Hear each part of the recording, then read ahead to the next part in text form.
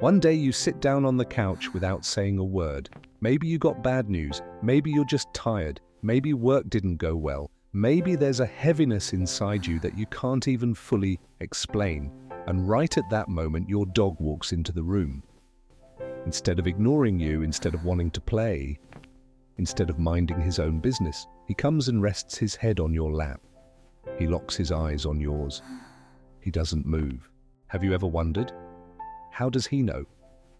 Most people explain this as coincidence, or they think the dog is hungry, or they just say that's how animals are and move on. But science isn't satisfied with these simple explanations, because what's happening goes much deeper than instinct. It's a reality with neurological, biochemical, and evolutionary layers. This video is about the question of your dog feeling you. And what I can tell you is this: the answer is far more remarkable than you expect. First, let's ask, what is empathy? When we hear the word empathy, we immediately think of human relationships, understanding someone's pain, putting yourself in their shoes. But empathy is actually not a skill. It's a process. And that process is evolutionarily much older than we think. In 2013, researchers Deborah Custance and Jennifer Mayer from the Royal Veterinary College in London conducted a simple but striking experiment. In the study, dog owners and strangers either cried or made humming sounds. The researchers examined how dogs responded to each situation. The result was unexpectedly clear. Dogs oriented far more toward the person who was crying, whether it was their owner or a stranger, than toward the person making meaningless sounds. Their body language also changed. They adopted a submissive, soothing posture. They approached not with a joyful wag, but with humility. Custance described this behavior as empathic concern. In other words, the dog wasn't just hearing the sound, it was understanding that something was wrong, that someone wasn't okay, that something needed to be done. So how did it understand that? The secret of your dog's nose, the chemical trail of emotions. You already know that dogs have 300 million olfactory receptors. In humans, that number is around 6 million. But numbers alone mean nothing. The real issue is what those receptors can detect. When humans experience emotions, the body changes chemically. Cortisol is released, adrenaline rises, the composition of sweat changes, the molecules in breath shift. When you're sad, you literally leave a different chemical trace, and that trace reaches your dog's nose like a written message. In 2022, a study led by researcher Clara Wilson from Queen's University Belfast proved this for the first time in a laboratory setting. Dogs were presented with sweat and breath samples taken from stressed and calm humans. The dogs distinguished the stressed samples from the calm ones with 82% accuracy.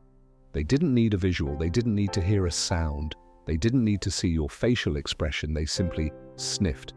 Wilson summarized the findings this way: dogs may be actively monitoring the emotional state of humans through scent.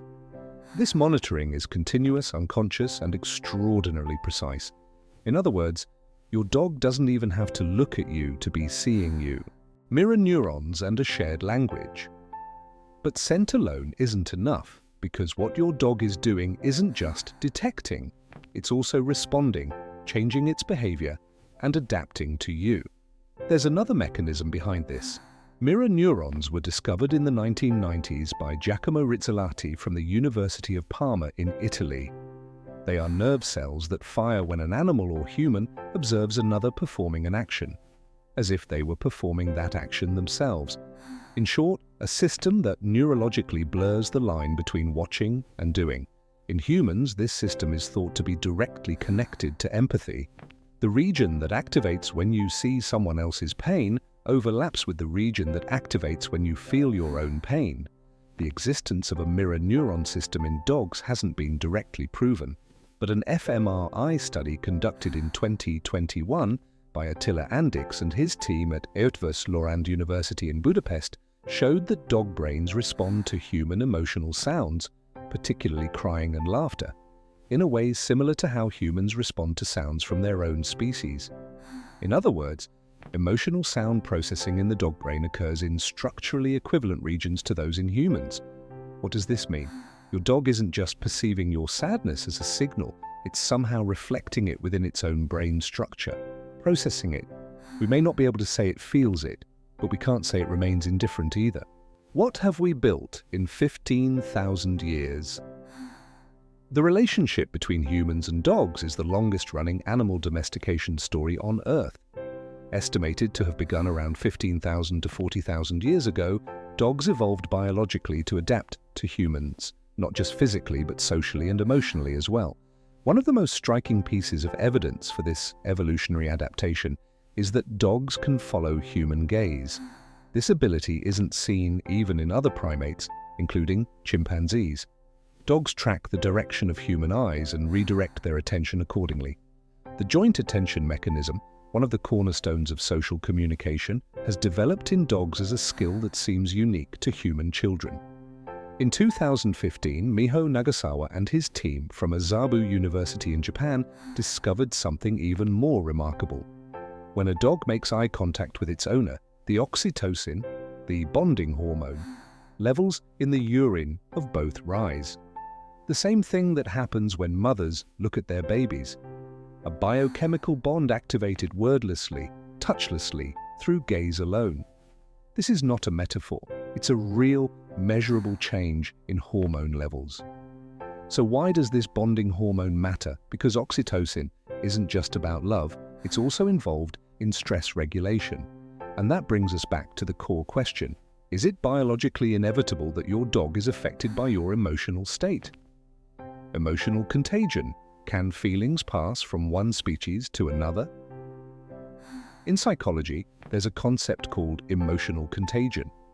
Adopting another person's emotional state, sometimes without even being aware of it.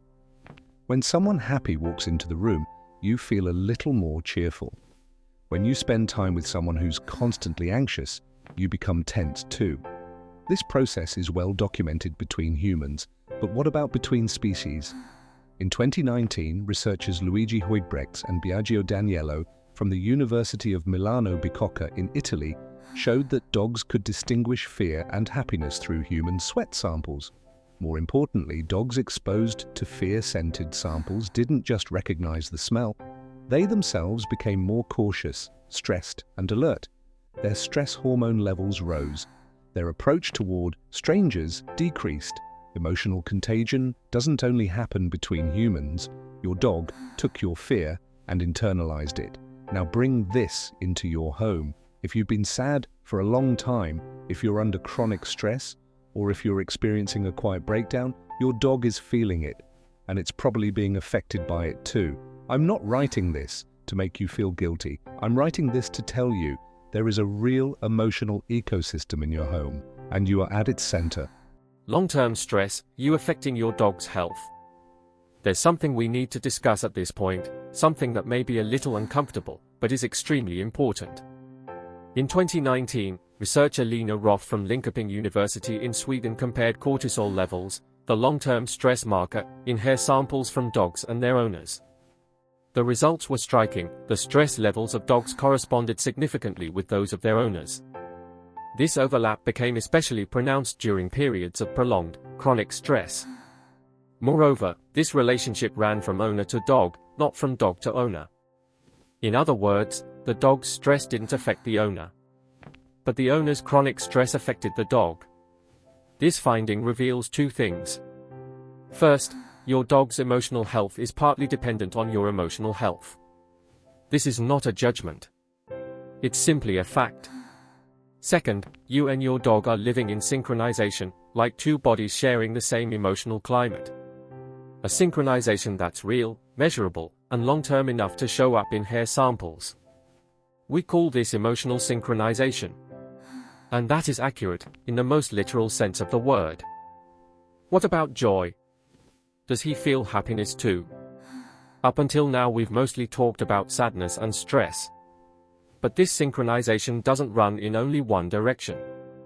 Positive emotions are transmitted too.